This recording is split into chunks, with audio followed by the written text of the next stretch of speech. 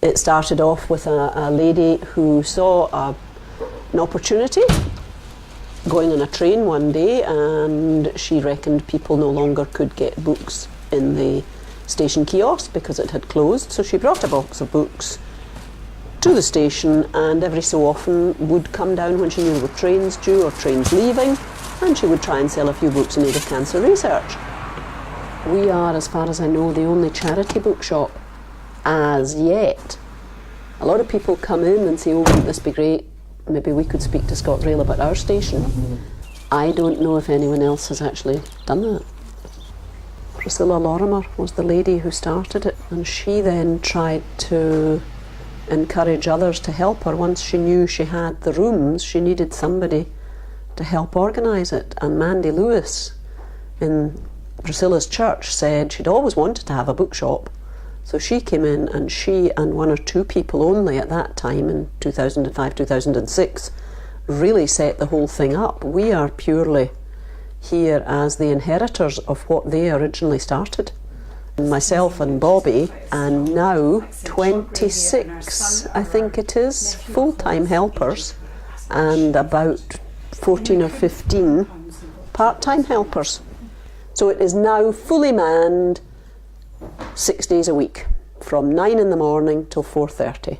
I mean, we have every range of books. It's not just novels, but we have a full range of books, including a children's corner.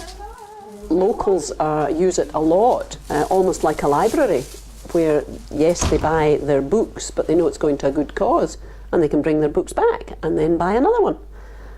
We now try to make sure our books are all in very good condition.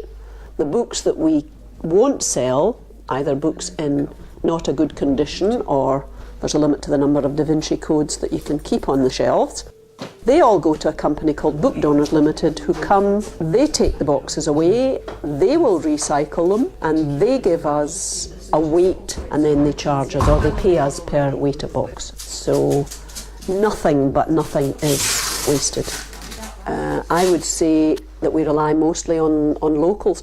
We do have a lot of visitors in the summer, because the hotels, guest houses, B&Bs all have a note of where we are, and they will send folk down.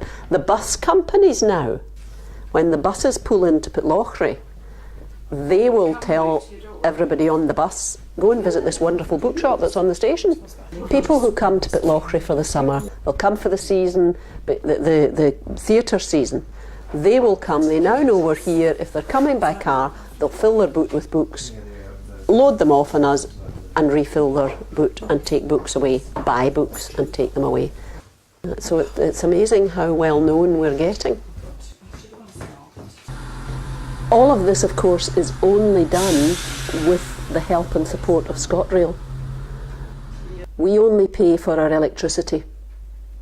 Everything else is courtesy of ScotRail. We had secondary glazing put in last year, courtesy of the Railway Heritage Trust. Perth and Kinross gave us a grant to paint the two shops last winter, but ScotRail is a terrific supporter.